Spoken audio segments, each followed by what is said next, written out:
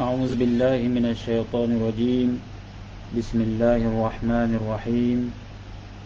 الحمد لله رب العالمين، الرحمن الرحيم، مالك يوم الدين. إياك نعبد وإياك نستعين. اهدنا الصراط المستقيم، صراط الذين أنعمت عليهم غير المغضوب عليهم ولا الضالين. آمين. إن الحمد لله نحمده ونستعينه ونستهديه ونستغفره ونعوذ بالله من شرور أنفسنا ومن سيئات أعمالنا. من يهده الله فلا مضل له ومن يضلل فلا هادي له. أشهد أن لا إله إلا الله وحده لا شريك له وأشهد أن محمدا عبده ورسوله. قالوا سبحانك لا علم لنا إلا ما علمتنا إنك أنت العليم الحكيم. قال رب اشرح لي صدري ويسر لي أمري واحلل عقدة من لساني يفقهوا قولي. أما بعد. السلام عليكم ورحمة الله تعالى وبركاته. Alhamdulillah, kita bersyukur pada Allah Subhanahu Wa Taala kerana pada malam yang mulia ini sekali lagi kita dapat berhimpun dalam sesi kuliah Ta'mir Masjid Saidina Abu Bakar UTM. Dan insya-Allah pada malam ini kita akan lanjutkan semula kuliah tafsir Al-Quran insya-Allah. Jadi untuk mendapatkan kepastian, minta maaf tadi ada masalah teknikal sikit. Saya nak tanya siapa yang ada dekat sini. Abang Syarul dengar suara saya jelas?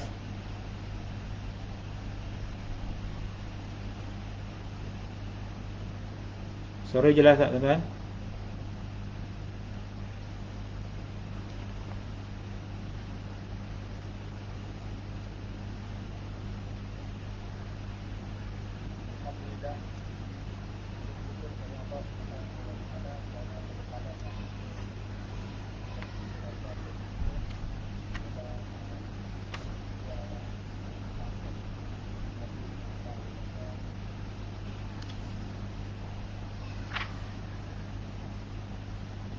Saya nak respon tuan-tuan. Adakah suara saya okey, jelas?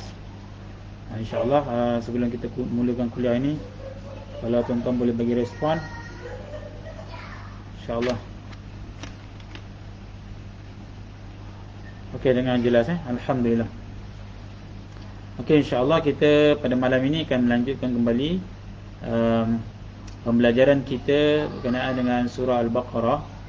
Kita dah sampai pada ayat yang ke berapa? Kita dah sampai pada ayat yang ke 19 18. Kita dah sebut sebelum ni Allah Ta'ala dalam 13 ayatnya, daripada awal surah Al-Baqarah itu Allah Ta'ala mengungkapkan perihal orang-orang munafik. Itu daripada ayat yang ke-8 hingga ayat ke-20. So kita masih lagi dalam ayat ini. Dan pada 3 ayat terakhir daripada ayat yang ke-20 tu, ayat ke-17, 18, 19, 20, Allah Ta'ala pada hujungnya Allah Ta'ala membuatkan satu analogi, perumpamaan, untuk mendekatkan kefahaman kita berkenaan dengan sifat-sifat orang munafik. So daripada ayat 8 sampai ayat 16 Allah Ta'ala sebut berkenaan dengan sifat-sifat orang munafik ni dengan jelas lah, dengan bahasa yang jelas. Kemudian pada ayat yang ke-18 ke-17 Allah Ta'ala membuat perumpamaan. So perumpamaan yang kita telah pelajari pada minggu lepas, pada ayat yang ke-17, ba'da a'udzubillahi minasyaitonirrajim, mathaluhum kamathalil ladzi istawqada nara falamma adaa'at ma hawlahu dhahaballahu binurihim wa tarakahum fi dhulumatin la yubsirun. Iaitu perumpamaan halal orang-orang munafik ini adalah sama seperti orang yang menyalakan api Yang mana apabila api itu menerangi sekeliling mereka, tiba-tiba Allah Ta'ala hilangkan cahaya yang menerangi mereka dan dibiarkan mereka dalam keadaan gelap gelita, tidak dapat melihat sesuatu pun. Dan ini adalah satu perumpamaan-perumpamaan yang menarik berkenaan dengan perihal orang-orang munafik, yang mana disebut allazi istawqada nara. Perumpamaan ni macam seorang lelaki yang membawa yang menyalakan api, yang dekat ubur api tu. Yang ini perumpamaan kepada Nabi Muhammad SAW yang membawa wahyu daripada Al-Quranul Karim. Itu adalah sinaran cahaya, itulah api yang menyinari mereka. Falamma adha'at ma haulahu, ketika mana api itu telah menyinari mereka, cahaya itu telah menyinari mereka dengan cahaya hidayah Al-Quran itu, tiba-tiba Allah Ta'ala hilangkan cahaya itu, dan yang mana cahaya itu tidak dapat masuk dalam hati mereka. Sebab itu orang-orang munafik ni bila mendengar penjelasan daripada Nabi SAW, hati mereka tidak boleh menerimanya.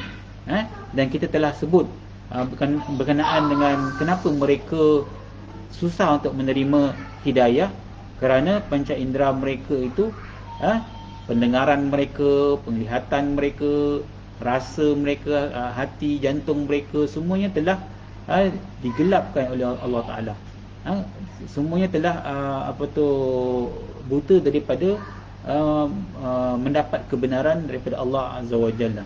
Sebab itu mereka tidak dapat. Sebab itu zahaballahu binurihim, maksudnya Allah Ta'ala memadamkan cahaya itu supaya petunjuk itu tidak masuk dalam hati mereka, dan mereka dibiarkan dalam keadaan gelap gelita, la yubsirun, tidak dapat melihat. Itu perumpamaan kepada orang-orang munafik ini, yang mana mereka tidak akan mendapat hidayah.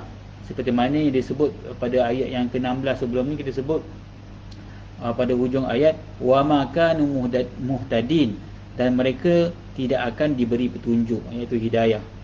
Dan dalam banyak ayat yang lain, surah Shaf contohnya, Allah Ta'ala sebut wallahu la yahdil qaumal fasiqin. Allah Ta'ala tidak beri hidayah kepada orang yang terus-menerus melakukan dosa, yang mana dosa itu telah menutupi hati mereka. Bila hati telah menjadi hitam, maka cahaya hidayah susah untuk masuk ke dalam jiwa seseorang yang mempunyai sifat nifaq. Sebab itu tuan-tuan perempuan yang dirahmati Allah Ta'ala, kita ni manusia ni semua orang melakukan dosa. Tidak ada seorang pun yang boleh mendakwa dirinya suci daripada dosa. Allah Ta'ala pun melarang orang yang menyucikan diri dia. Fala tuzakku anfusahum, janganlah kamu menyucikan diri kamu. Maksudnya kita ada melakukan kesilapan. Sebab itu kita kena ikut sunnah Nabi SAW. Satu hari kita kena meminta ampun pada Allah Ta'ala sekurang-kurangnya 100 kali, supaya hati kita ni yang ada noda-noda hitam kesalahan yang kita lakukan daripada pertuturan dalam seharian kita, perilaku kita, kadang-kadang kita tersakitkan hati isteri kita, anak-anak kita, jiran kita, sahabat-sahabat sekerja kita, jiran tetangga kita. Setidak-tidaknya Allah Ta'ala akan menyinarkan balik hati kita bila kita istighfar kepada Allah Ta'ala, bila kita minta ampun, minta maaf kepada orang lain. Itu tanda kita tidak ada kita membersihkan diri kita daripada sifat-sifat takabur ataupun sombong. Maka orang yang suka memohon ampun dan meminta maaf kepada orang lain, insya-Allah Allah Ta'ala akan membersihkan jiwanya. Sebab itu dalam hadis Nabi SAW sebut, hendaklah kamu mengikuti keburukan yang kamu lakukan dengan hasanat. Wa atbi as-sayyi'ah bil hasanat. Susulilah keburukan kamu, dosa yang kamu lakukan dengan kebaikan. Innal hasanat yuzhibna as-sayyi'at.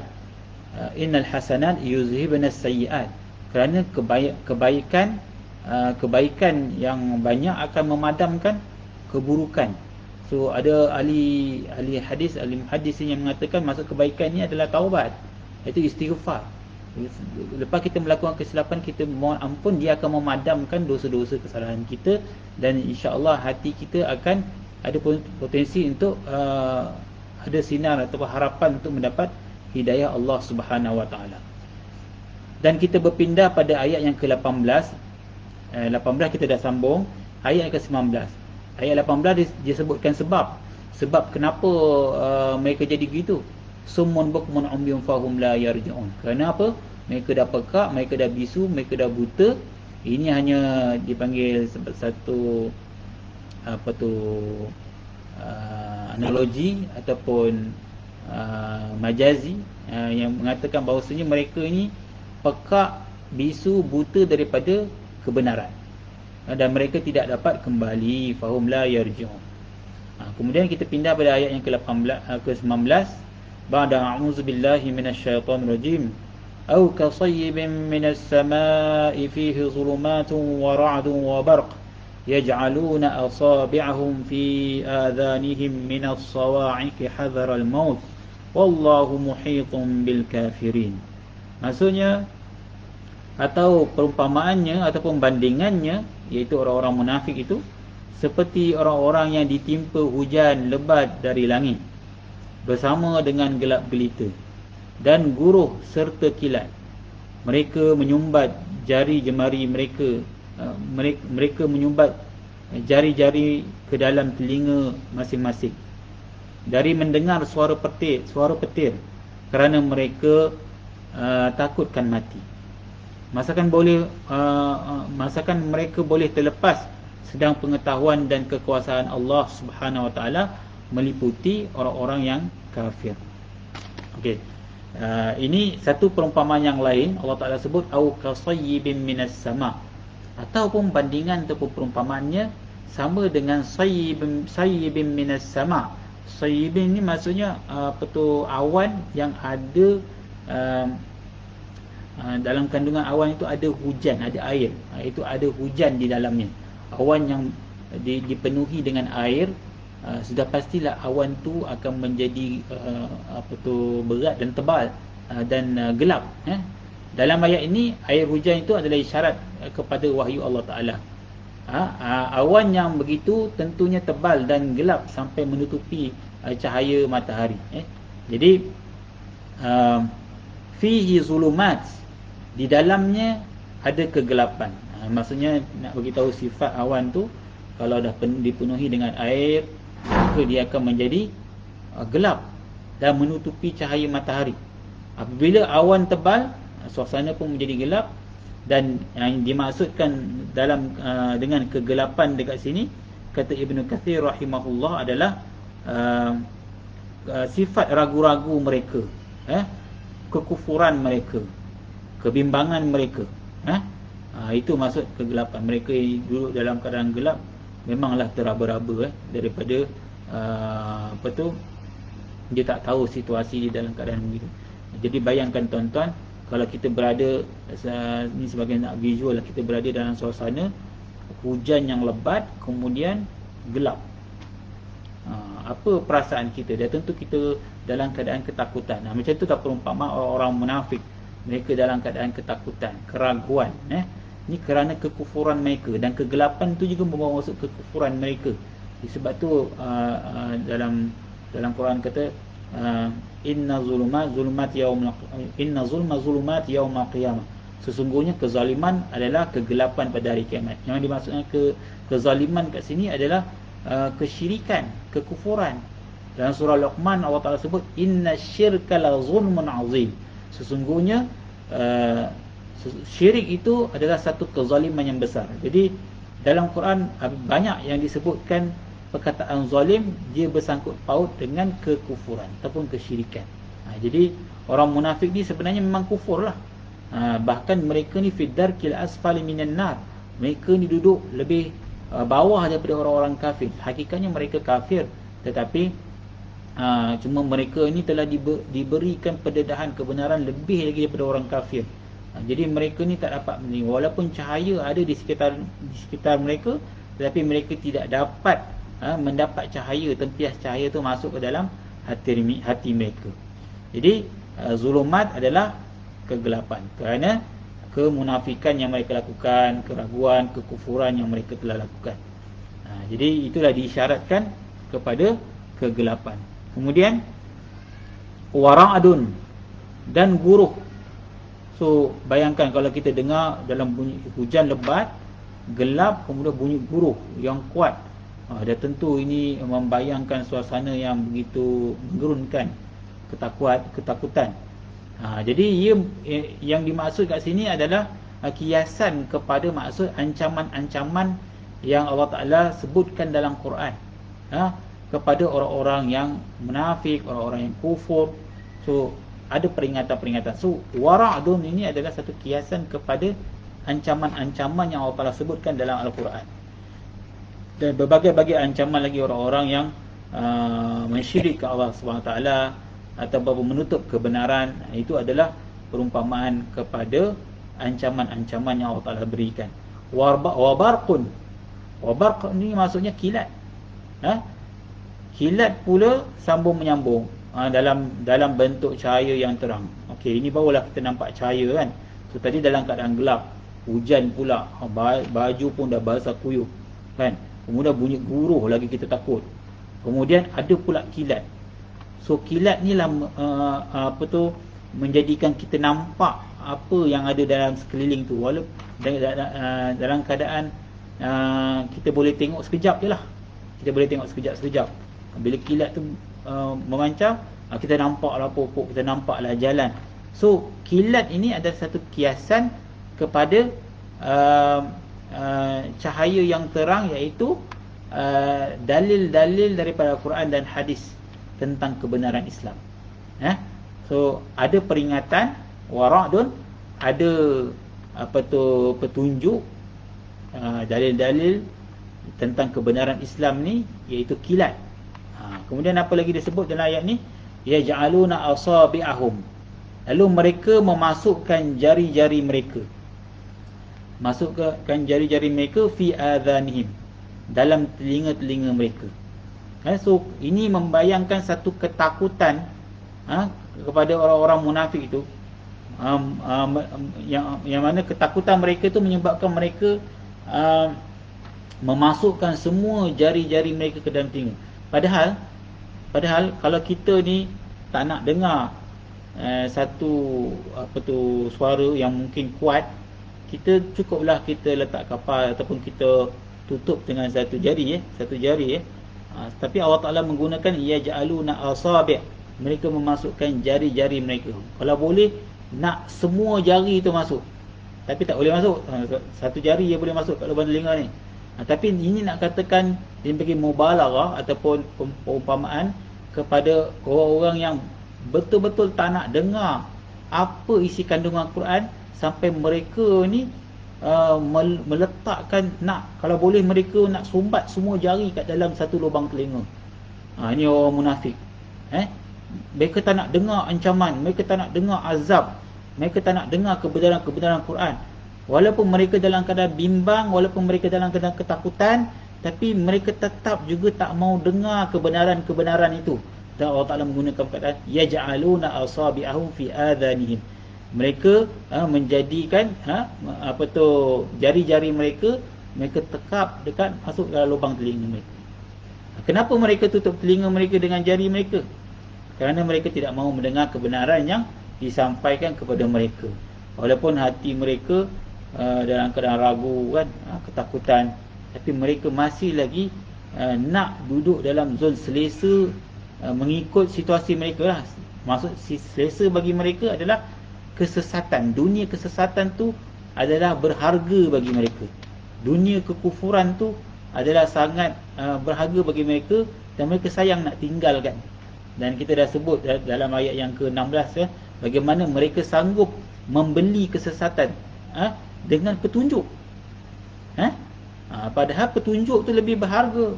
Nabi SAW, apa yang Nabi SAW sampai kepada kita, itu sangat berharga. Tapi mereka sanggup menjual keimanan, petunjuk tu, dan mereka membeli kesesatan. Inilah adalah gambaran-gambaran perumpamaan kepada orang-orang munafik.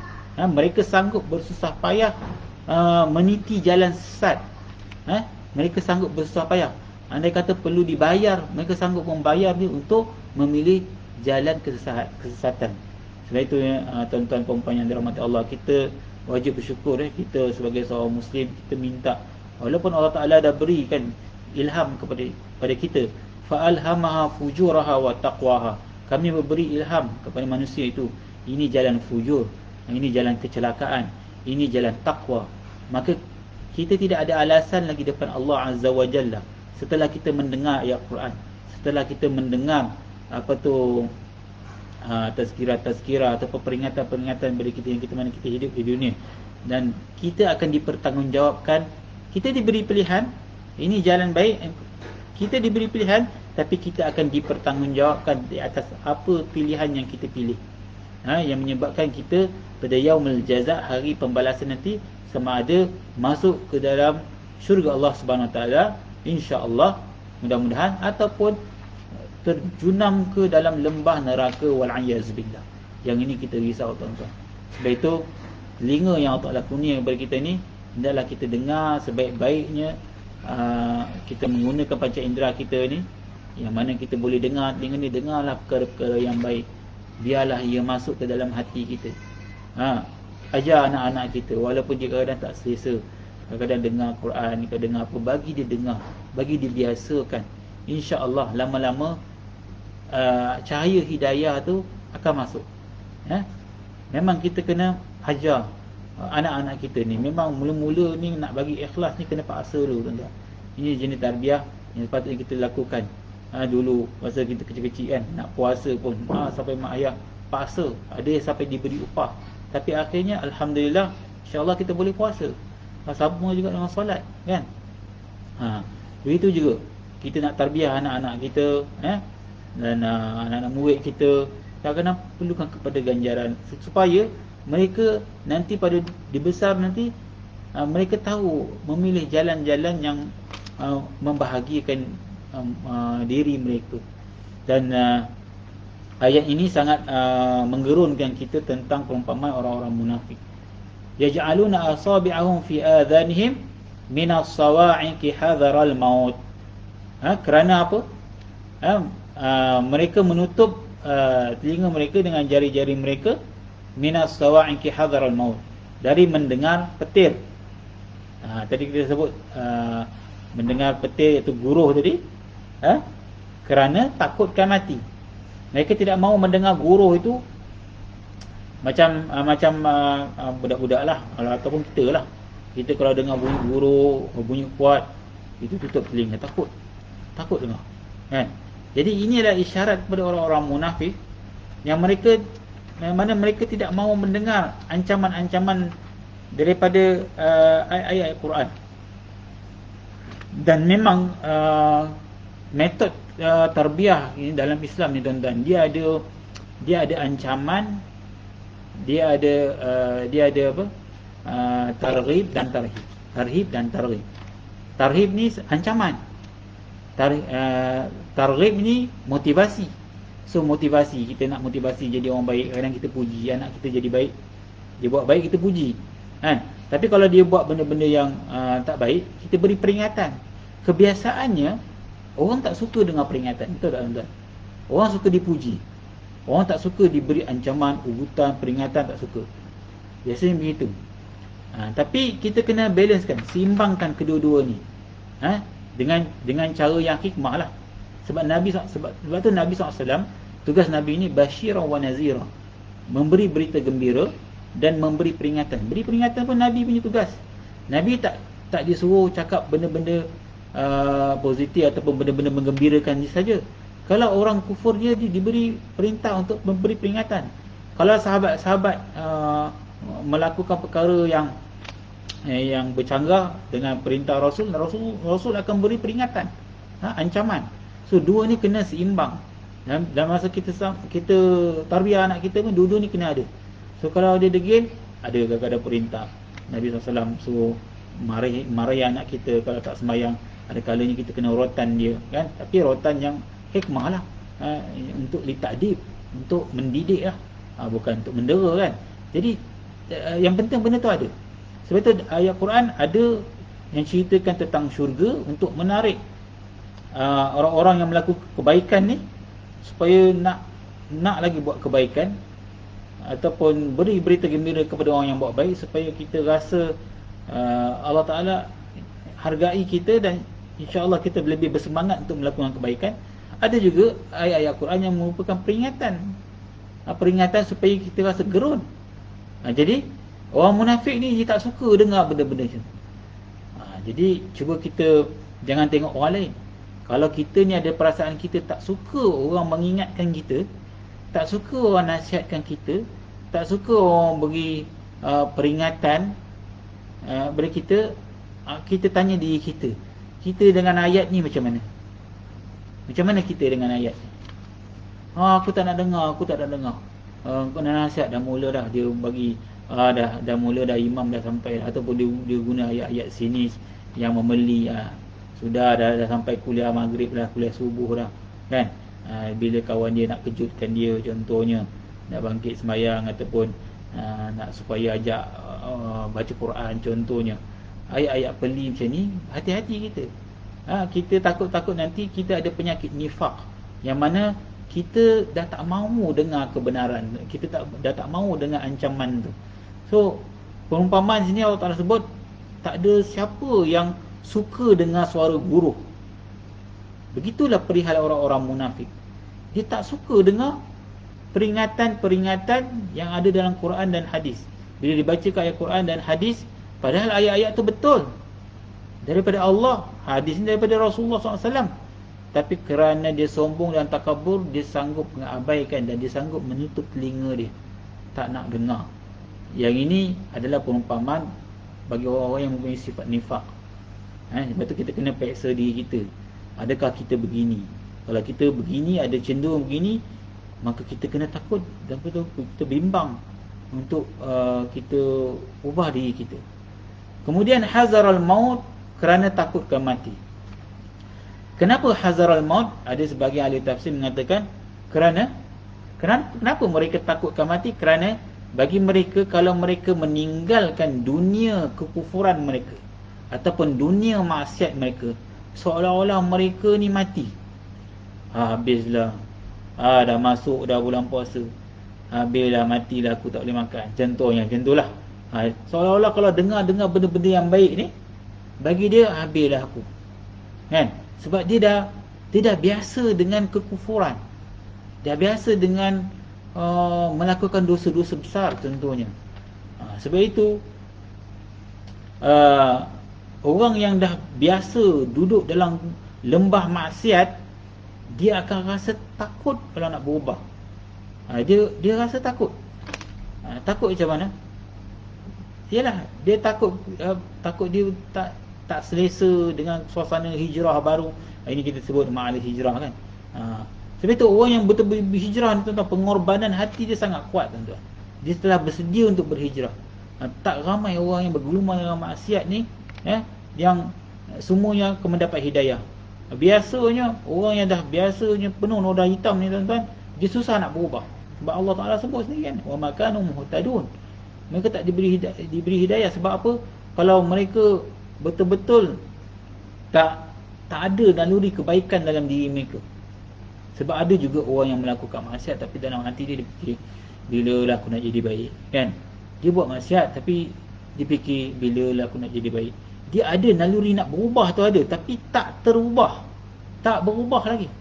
Nabi pun sebut dalam satu hadis, baghyan minal baghaya Bani Israel. Satu orang pelacur daripada pelacur Bani Israel. Ini pelacur, tuan-tuan. Bawa satu kerja yang bagi kita ni memang hina lah di sisi masyarakat kan. Jadi pelacur dia tentu dah tak pakai tudung kan. Jadi disebabkan mungkin dalam naluri hati dia, aku ni bukan orang baik, aku ni berdosa dengan Tuhan. Dia teringin nak berubah. Tiba-tiba dia tengok seekor anjing, seekor anjing yang hampir-hampir kehausan membunuh diri anjing tersebut. Lalu dia beri minum. Dia bertaubat depan Tuhan, ya Allah, aku bukan orang baik. Kalau dengan kebaikan ni, kau nampak kebaikan ni, kau terima, ya Allah, terimalah kebaikan ni dan kau ampunkanlah aku, ya Allah. Nabi sebut Allah ampunkan dosa pelacur ni dan memasukkannya dalam syurga Allah Ta'ala. Tuan-tuan bayangkan. Sebab itu kita tak boleh judge ataupun hukum orang yang kita tengok macam kita boleh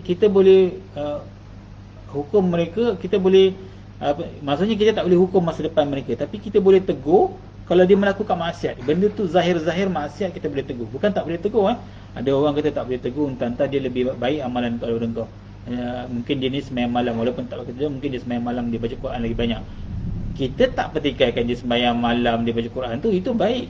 Yang kita tegur kalau dia tak pakai tudung, yang kita tegur kalau dia menyebarkan fitnah, itu tak apa. Tanggungjawab dakwah tetap kena ada. Tak betul orang kata jangan kita tegur, kadang-kadang mungkin amalan dia lebih baik. Ini tak betul, metodologi macam ni tak betul. Yang betul, apabila kita nampak terang-terang salah, ada tanggungjawab amar ma'ruf nahi munkar. Tapi kita tidak diminta untuk hukum berlebih-lebihan. Oh, habislah kau, masa depan kau ni habislah, neraka datang kau, tempat kau. Tak boleh, kita tak boleh macam tu. Jadi sebab itu Nabi SAW sangat berhati-hati bila memanggil orang-orang kafir, sehinggalah Allah Ta'ala menurunkan wahyu. Qul ya ayyuhal kafirun, katakanlah wahai Muhammad, wahai orang-orang kafir. Setelah Allah Ta'ala beritahu, suruh Nabi SAW beritahu, yang puak ni kau boleh panggil kafir. Sebab apa? Sampai dia mati nanti dia akan kafir. Itu tak apalah. Tapi kita ni tak boleh suka panggil hey si kafir, hey si kafir. Kita tak tahu, mungkin akhir sekali nanti dalam episod hidup dia, dia lebih beriman daripada kita. Kita tak tahu. Jadi apa tu, kita kena berhati-hati dalam melabel. Dalam hal kafir pun kita tak boleh nak label-labelkan, apatah lagi nak hukum orang sebagai seorang munafik, ya. Sebagai seorang munafik. Jadi ini adalah, bila kita baca ayat-ayat ini, kita tak diminta untuk melihat orang lain. Sebab itu kita kena tazkiyah ataupun suci hati diri. Kita tengok adakah penyakit ni ada dalam diri kita. So itu pandangan yang pertama, yang mengatakan bahawasanya hazarul maut, mereka ni takut mati kerana mereka takut meninggalkan dunia maksiat mereka itu, seolah-olah mereka mati. Dan yang kedua, maksudnya hazarul maut, mereka seolah takutkan mati kerana mereka takut bertemu dengan Allah Azza wa Jalla. Dalam hadis Nabi SAW sebut, apa tu, Nabi sebut, sesungguhnya orang mukmin apabila menghadapi sakaratul maut, busyira bi ridwanil jannah, dia akan diberi kabar gembira tentang apa tu, tentang syurga Allah Subhanahu Wa Taala. Sebab Aisyah ni dia takut bila Nabi sebut tentang orang yang mempunyai penyakit takutkan mati. Lalu Aisyah kata, kami pun takutkan mati. Inna lanakrahul maut, kami pun takutkan mati ya Rasulullah. Adakah kami ni orang yang berdosa, orang yang munafik? Kami pun takutkan mati. Lalu Nabi kata, memang semua orang takutkan mati, tapi kalau orang beriman, masa dia dalam keadaan sakarat, Allah akan campakkan, Allah akan ketepikan ketakutan tu, lalu dia diberikan kabar gembira masa sakarat ni, diberikan bayangan gembira tentang khabar syurga. Sebab itu antara tanda-tanda sakarat ni, malaikat yang akan datang kepada dia tu datang dalam bentuk wajah yang sangat-sangat cantik, yang menyebabkan dia rasa gembira. Sakit kematian tu tetap rasa, tapi orang yang nampak satu kegembiraan, tuan-tuan, nampak syurga, nampak keindahan syurga, kebahagiaan tu, walaupun dia dalam keadaan sakit, jadi kurang sakit dia. Walaupun kita tak nafikan sakit tu tetap ada, sakit kematian tu tetap akan dirasai, tapi bila dia nampak ada satu benda yang membahagiakan, dia akan rasa gembira. Busyira ridwanil jannah. Tapi orang-orang yang kafir, orang-orang yang munafik ini, apabila datang apa tu, kematian kepada mereka, ajal mereka telah datang, di saat mereka sakarat, mereka akan digambarkan tentang buruknya balasan yang mereka akan dapat. Disebabkan itu, mereka kariha liqa Allah wa kariha Allah liqa'ah. Disebabkan itu mereka benci ataupun tak suka bertemu dengan Allah, dan Allah pun tak suka bertemu dengan mereka. Allah membenci pertemuan dengan mereka, kan? Sebab itu Allah memalingkan, Allah malingkan wajah Allah Ta'ala daripada memberi rahmat kepada orang-orang kafir, orang munafik di akhirat kelak. Sebab itu gambaran takutkan matinya begitu. Dan dalam satu hadis juga disebut jenazah. Ada dua hal, jenazah yang baik, jenazah yang buruk. Kalau jenazah ini jenazah yang soleh, jenazah yang soleh, maka bila dia dah mati, kan, roh dia akan cakap apa? Segerakan aku, asri', segerakan jenazah aku. Maka kita disunatkan bila menguruskan jenazah, kita kena segerakan pengurusan jenazah tu. Jangan kita tunda-tunda, jangan lambat-lambatkan. Kalau jenazah itu baik, dia akan kata segerakan. Dia tak bersabar. Dia tak sabar bertemu dengan Allah Azza wa Jalla. Tak sabar nak masuk dalam kubur, yang mana kubur mereka akan jadi sebaik-baik tempat, lebih baik daripada tempat tinggalnya di dunia.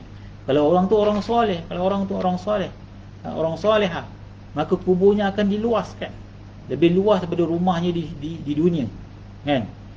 Tapi kalau orang yang jenazah yang ahli fasik, munafik atau orang kafir, mereka akan memaki hamba.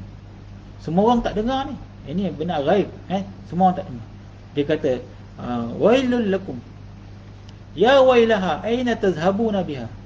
Celaka kamu ni, kamu nak bawa aku ke mana? Aku tak mati lagi lah. Padahal dia dah mati ni. Roh dia bercakap, kau nak bawa aku ke mana ni? Dalam hadis Nabi sebut, kalau manusia ni disingkap suara dia, saya semua orang akan pengsan. Suara dia suara yang paling buruk, kan? La sa'iq disebut dalam hadis. Ini menunjukkan bahawasanya mereka ni sangat-sangat takut bertemu dengan Allah Azza wa Jalla. Ini gambaran kepada minas sawa'iq hadharal maut. Mereka takut mendengar peringatan Allah Ta'ala, kerana mereka takut bertemu dengan Allah Ta'ala. Min hazaril maut, minas sawa'iq hadharal maut, kerana takut mati, kerana takut bertemu dengan Allah Azza wa Jalla. Wallahu muhitun bil kafirin.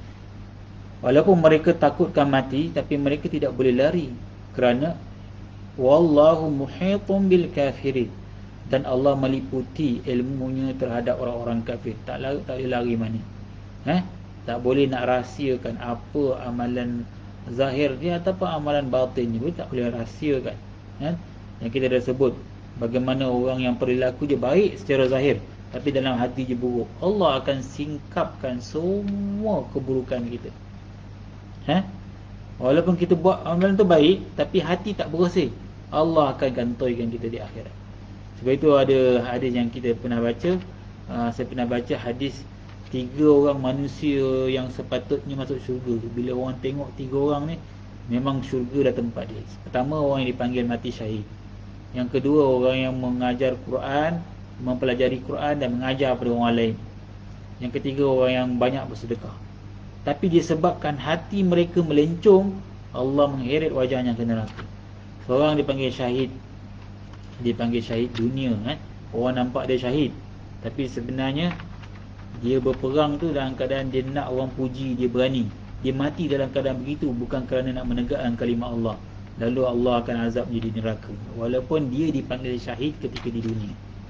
Dan kita doakan mudah-mudahan orang yang dipanggil syahid, yang kita tengok sini, kita puji orang ni mati syahid, insya-Allah mudah-mudahan dia dapat syahid akhirat, iaitu mati syahid betul-betul, dan ikhlas kerana Allah Subhanahu Wa Taala. Jadi kita tengok tanda-tanda husnul khatimah pun banyak ada, insya-Allah kita doakan. Tapi itu semua rahsia Allah. Hakikat betul ataupun tidak syahid, itu rahsia Allah. Allah Ta'ala sendiri akan memperlihatkan. Sebab separuh daripada amalan adalah amalan hati yang kita tak nampak. Kita boleh nampak amalan zahir, tapi amalan hati tak nampak. Yang kita nampak, mungkin ada tanda-tanda orang tu ikhlas dan dia merahsiakan amalan-amalan dia. InsyaAllah kita doakan yang terbaik. Kemudian tapi mereka bukan boleh pergi ke mana kan, kerana mereka ni dalam kawalan Allah Azza wa Jalla. Kerana Allah meliputi mereka, Allah tahu apa yang mereka lakukan, dan azab Allah akan kena juga kepada mereka walau ke mana saja mereka pergi, tak boleh lari. Dalam surah Al-Qiyamah Allah sebut, ila rabbika yawma idzin mustaqar. Ke mana? Ainal mafar? Kamu nak lari ke mana? Tak boleh lari. Walaupun kita lari sejauh mana pun kat dunia ni, semua milik Allah. Lari ke, kalau boleh lari ke planet lain pun, kalau boleh lah, planet jauh, Pluto sekalipun, semua makhluk Allah. Semua akan kembali kepada Allah Ta'ala.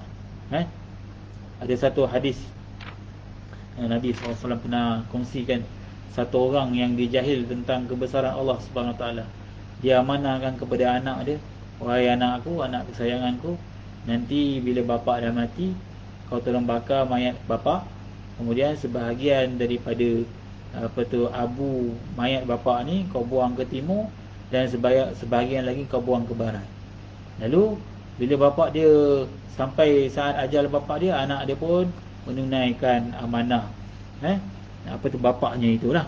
Lalu dia bakar mayat ayah dia tu.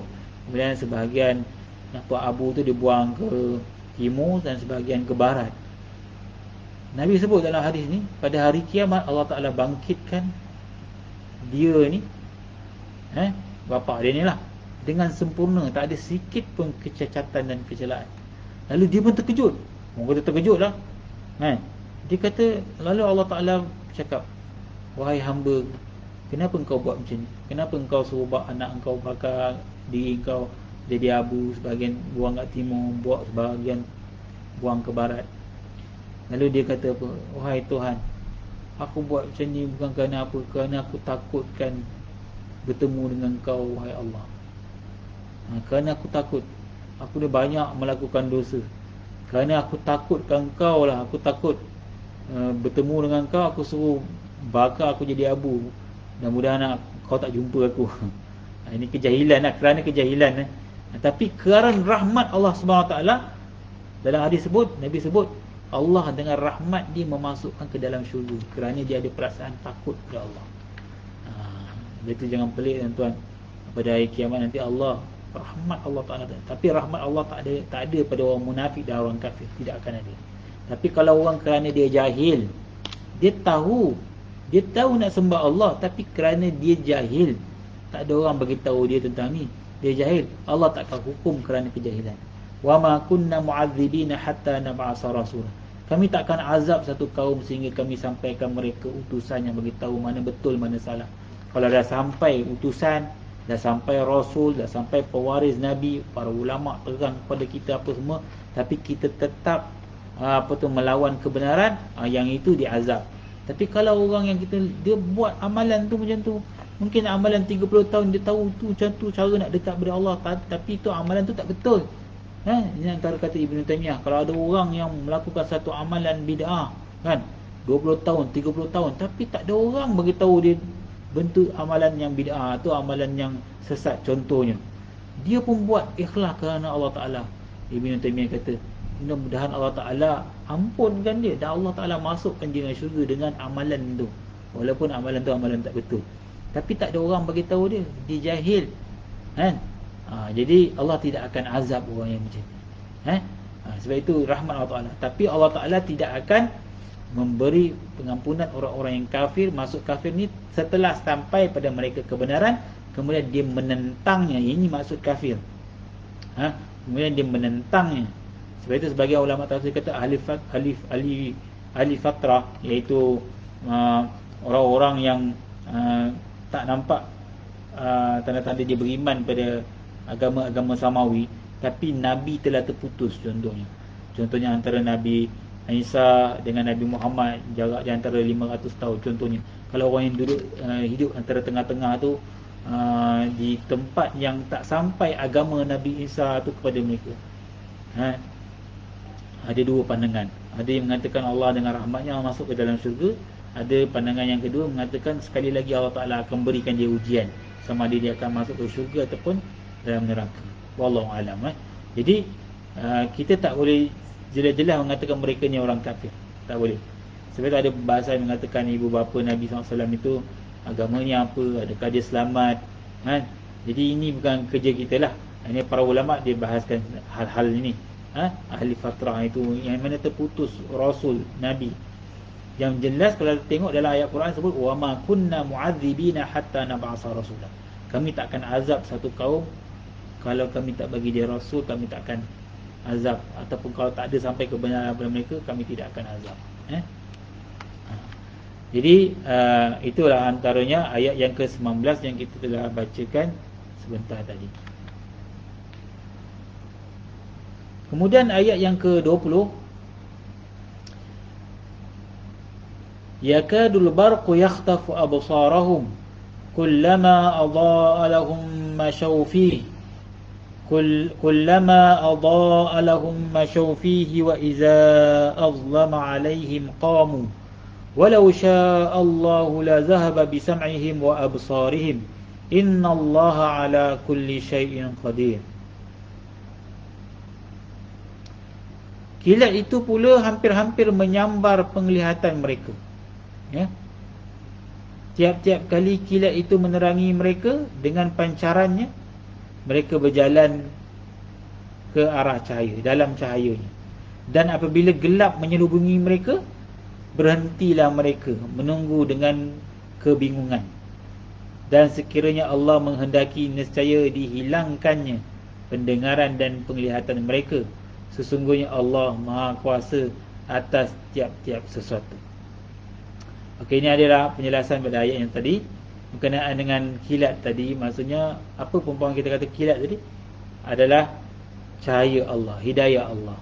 Daripada dalil-dalil daripada ayat Quran dan hadis yang cerita tentang kebenaran Islam ini. Jadi Allah Ta'ala sebut yakadul barqu yakhtafu absarahum. Ya, hampir-hampir kilat itu menyambar penglihatan. Maksudnya hampir-hampir hujah ayat Quran tu menghairankan mereka dan memberi kesan. Hampir-hampir nak dapat hidayah mereka ni. Jadi kataan yakadu maksudnya hampir-hampir. Jadi hampir-hampir hujah itu mereka nak terima, kerana hujah itu memang kita tengok logik dan benar, dan tidak boleh ditolak dengan akal yang sihat. Tapi orang munafik itu walaupun jelas macam mana pun mereka tak mau juga terima. Sebab apa tu, antara orang kafir kan, contohnya apa tu, Abu Jahal, contohnya Abu Jahal. Mereka Abu Jahal ni dia dah kata dengan apa tu Abu Sufyan ni, masa Abu Sufyan ni masih kufur lah, belum Islam. Dia cerita Abu Jahal kata, aku sebenarnya yakin agama Muhammad ni memang betul, benar. Anak buah aku ni punya ajaran memang betul. Tapi aku kerana takut pengaruh dia. Sebab aku ni orang yang berpengaruh. Nanti kalau dia pengaruh dia tu besar, aku ni pula membenarkan dia, nanti aku punya pengaruh tenggelam. Tengok tak, Abu Jahal ni dia takut pengaruh dia tu tenggelam, kerana dia sayangkan dunia populariti ataupun harta. Dia sanggup menutup kebenaran, sedangkan hati dia dah nampak itu benar. Kan? Sama lah orang-orang munafik pun. Hampir-hampir apa tu hujah Quran tu dah menyebabkan mereka bingung, macam boleh terdiam mulut mereka, sebab dah tak boleh nak patah dah hujah-hujah Quran ni. Tapi hati mereka tetap kata, tak payah ikutlah, senang. Dia ambil kesimpulan mudah, tak payah ikutlah. Padahal Nabi SAW, Al-Quran tu dah betul lah, tapi dia ambil lalas, dia ambil keputusan yang tidak mengorbankan kesesatan dan kekufuran mereka. Itu maksudnya. Al-Barq tadi dia sebut tadi adalah cahaya iman yang kadang-kadang menyinari hati orang munafik jenis ni. Kullama adha'a lahum ma syaufi wa iza azlama alaihim qam. Setiap kali kilat itu menerangi mereka,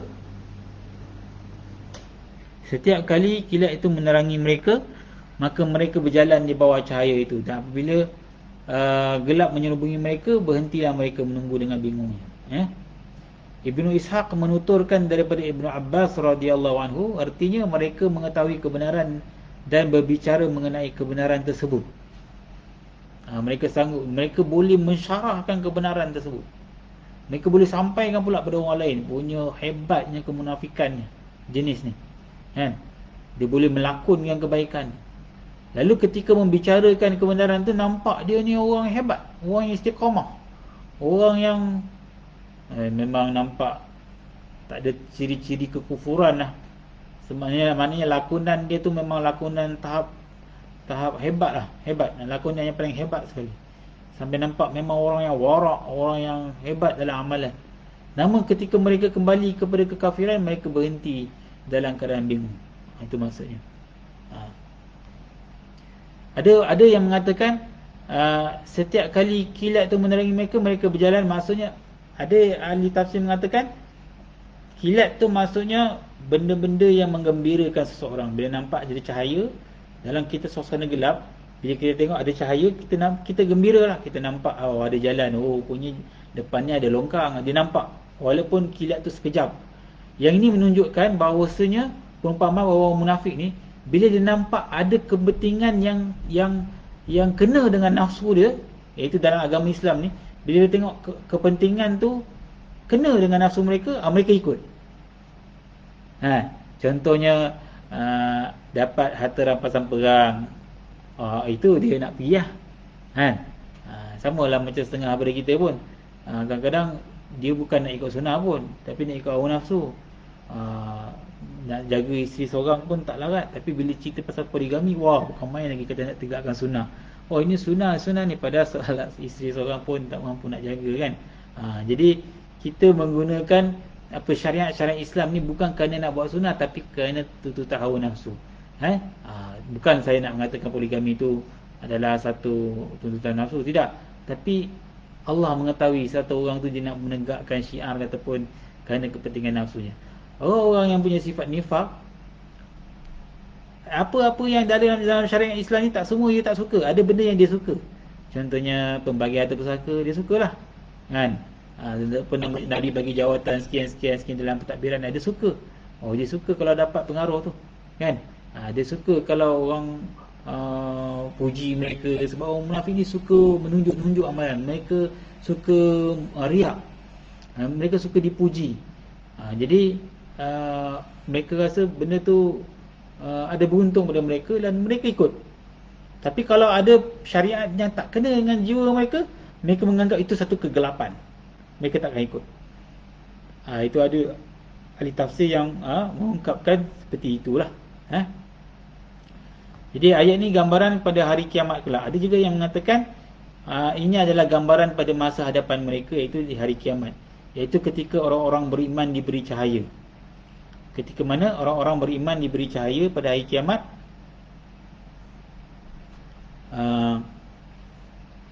lalu ketika manusia itu diberi cahaya sesuai dengan keimanan. Seorang, setiap daripada kita ni akan tengok cahaya dia nanti di akhirat nanti. Banyak mana cahaya dia, kan?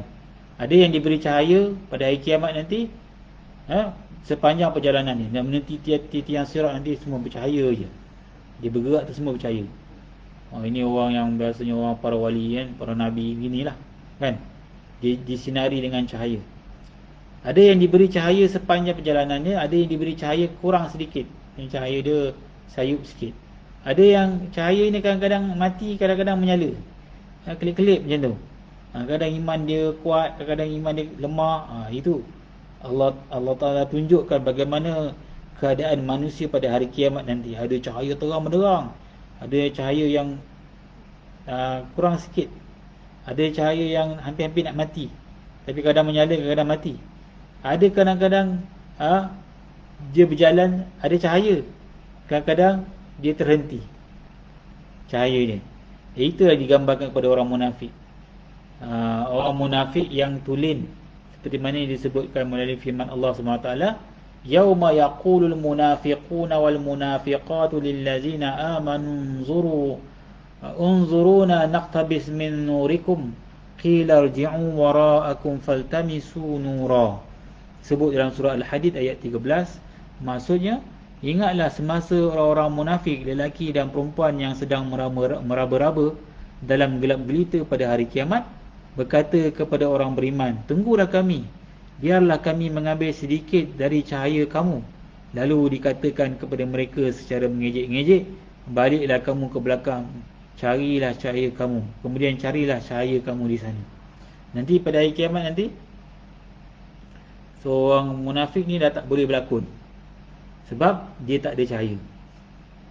Kat dunia ni boleh berlakon, tengok muka bercahaya kan, dah hitam ke kan, dia goreng-goreng dahi dia jadi hitam kan, dia boleh berpura-pura kan, buat seolah-olah dia ikut sunnah Nabi, padahal kita tengok kan, padahal dia ada nak kata nafsu mereka.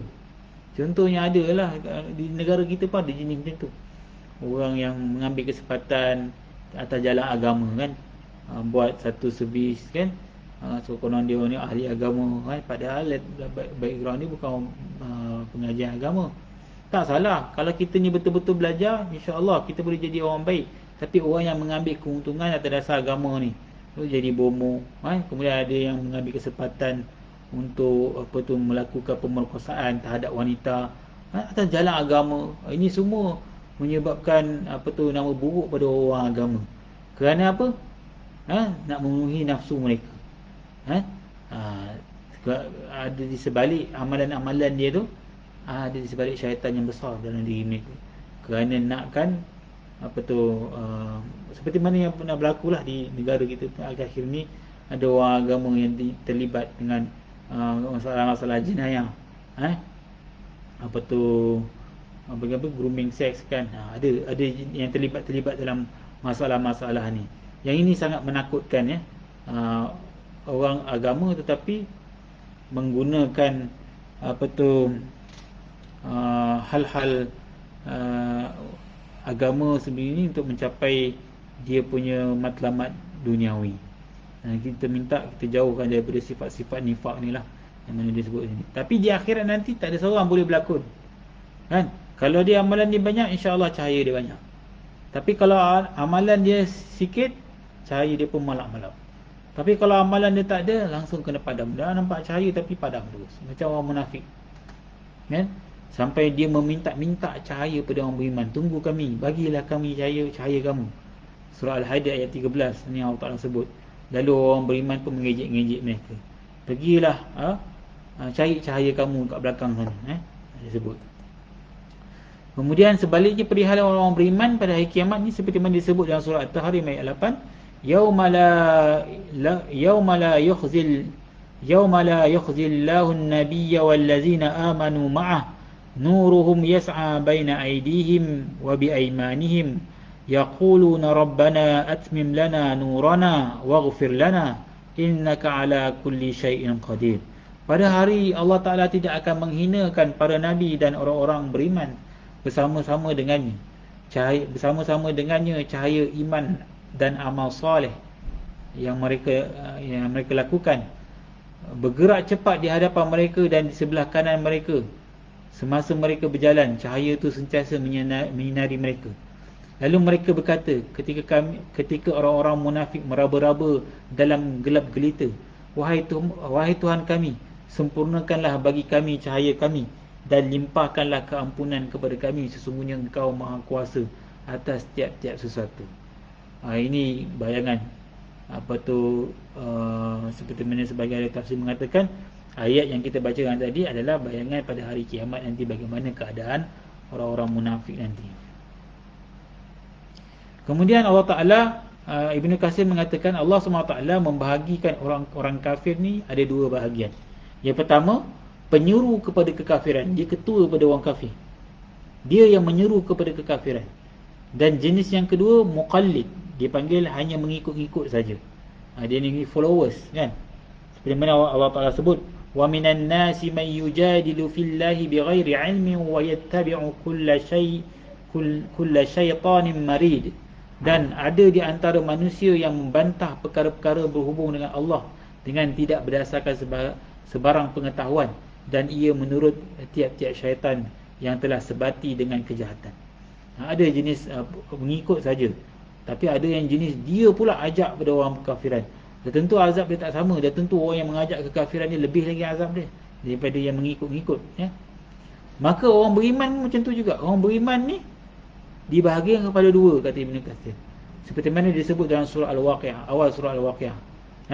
Yang pertama dipanggil as-sabiqunal awwalun, iaitu orang-orang yang didekatkan oleh Allah, orang yang terdahulu beriman. Para sahabat, para tabi'in, tabi'in, mereka ni orang yang awal, yang menunjukkan kepada kita, yang menyeru pada kebaikan. As-sabiqunal awwalun. Dan yang kedua ashabul yamin, iaitu orang-orang yang banyak buat kebajikan. Ini dua kategori orang beriman seperti mana disebut dalam surah Waqi'ah. Begitu juga Allah Ta'ala membahagikan orang munafik ni ada dua. Iaitu perumpamaan yang pertama dan kedua tadi, ada yang mengatakan dia berbeza. Yang perumpamaan pertama untuk munafik yang tulen. Perumpamaan yang kedua untuk munafik yang bercampur antara iman dan munafik. Sebab itu ada kadang-kadang cahaya tu diikut, ada kadang-kadang tak ikut. Kadang-kadang ada munafik yang jenis yang kedua ni dipanggil munafik jenis amali. Dia munafik di sudut amalan saja, tapi akidah dia tetap percaya Allah dan Rasul, tapi dari segi amalan tu amalan munafik.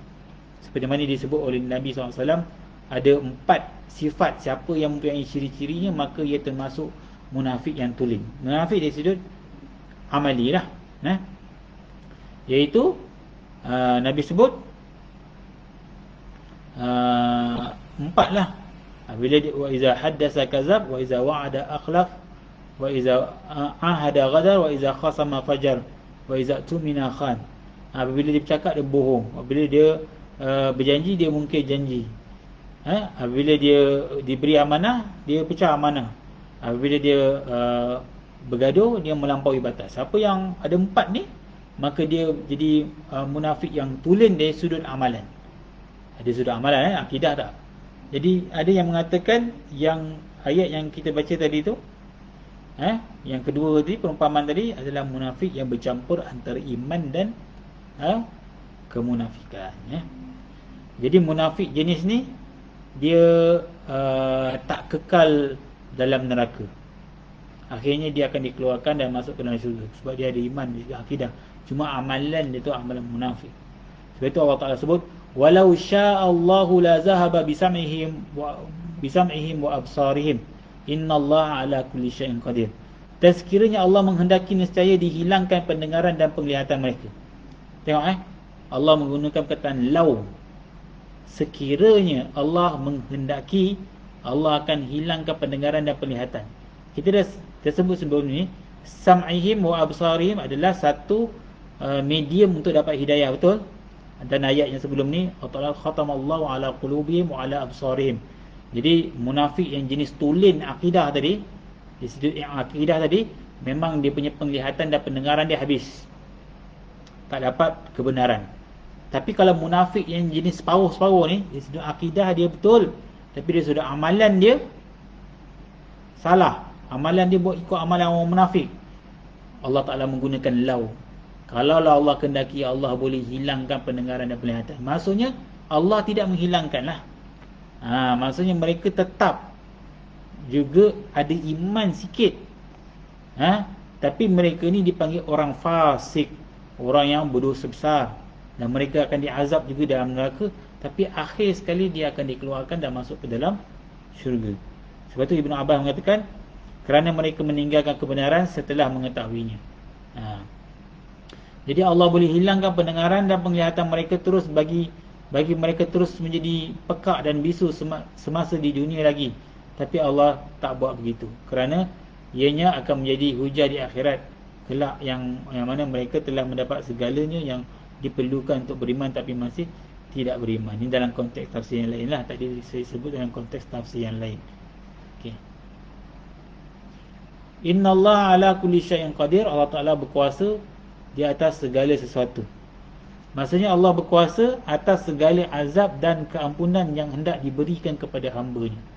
Sebab tadi ada tanda-tanda tadi. Allah kata, walau sya'allahu la zahaba bisam'ihim wa absarihim. Kalau Allah Ta'ala nak kehendaki, Allah boleh hilangkan. Allah boleh hilangkan hidayah, Allah Ta'ala beri hidayah. Semuanya adalah atas kehendak Allah Ta'ala. So Ibn Jarir juga mengatakan pada ayat ini Allah menyifati dirinya dengan kekuasaan atas segala sesuatu, kerana dia hendak mengingatkan orang-orang munafik dan kekuatan dan keperkasaannya, dan dia memberitahu kepada mereka bahawa dia menguasai mereka serta sanggup untuk melenyapkan pendengaran dan penglihatan mereka. Itu yang kita balik tadi pada hadis 3 golongan yang boleh tersasar niat tadi. Apa tu, kalau dia tidak betul-betul beramal, membetulkan amalan hati, takut-takut amalan nampak baik tapi hati terseleweng, maka kalau kita mati dalam keadaan begitu, kita tidak akan kita tidak akan selamat. Itu orang yang tadi mati syahid tadi, orang yang baca Quran dan ajar pula pada orang lain, orang yang suka bersedekah, tiga-tiga amalan baik, tapi kerana mereka salah membetulkan niat, Allah Ta'ala memasukkan mereka ke dalam neraka jahanam. Yang ini kita paling takut sekali lah. Jadi semuanya amalan kita ni, semua ni kita boleh melakukan amal soleh kerana rahmat Allah Ta'ala. Allah Ta'ala menunjukkan kebaikan. Sebab itu kita kena bersyukur. Bila kita berubah ni, Allah Ta'ala menggerakkan hati kita untuk berubah. Dan boleh jadi kita hari ni jadi baik. Mungkin ada musibah yang Allah Ta'ala berikan yang jadikan kita jadi baik.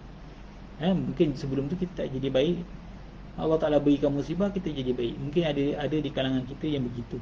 Jadi kita kena bersyukur pada Allah SWT atas segala kurniaan yang Allah Ta'ala berikan ni, daripada kenikmatan dan ujian ni, semuanya la'allahum yatada'un, supaya kita ni semuanya tunduk patuh pada Allah Subhanahu Wa Ta'ala. Jadi saya ingat sekadar itu saja kongsian kita. Kita dah habis tadi ayat yang ke 18, 19 dan 20.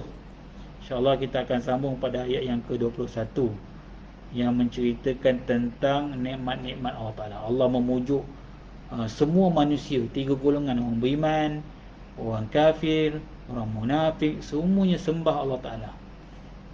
Tak kira kamu di peringkat mana sekalipun lapisan, kamu sembahlah pada Allah selagi mana kamu ada nyawa. Sembahlah Allah, pandailah berterima kasih pada Allah, pujilah kebesaran Allah. Sangat mengherankan orang yang mengkaji kebesaran-kebesaran makhluk-makhluknya, dan anda sampai tak jumpa kerajaan-kerajaan yang ada dekat bawah bumi ni. Ada kadang pakar kaji bumi ni, nak mengkaji satu kerajaan yang pernah wujud beratus-ratus tahun, beribu-ribu tahun dahulu.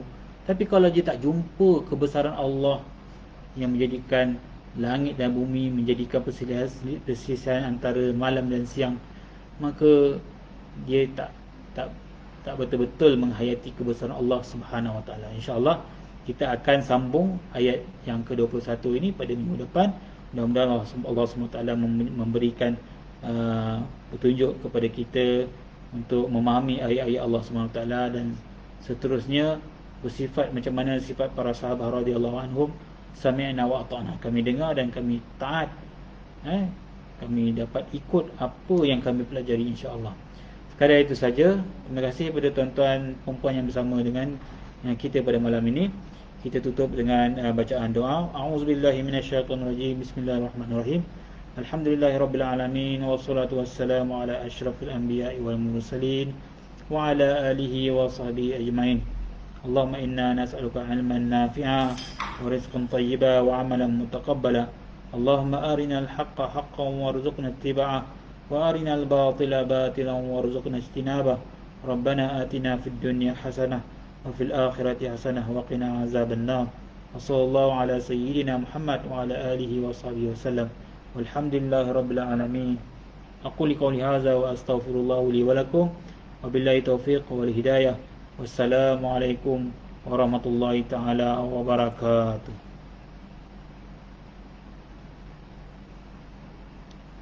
Terima kasih semua. Jazakumullah khair.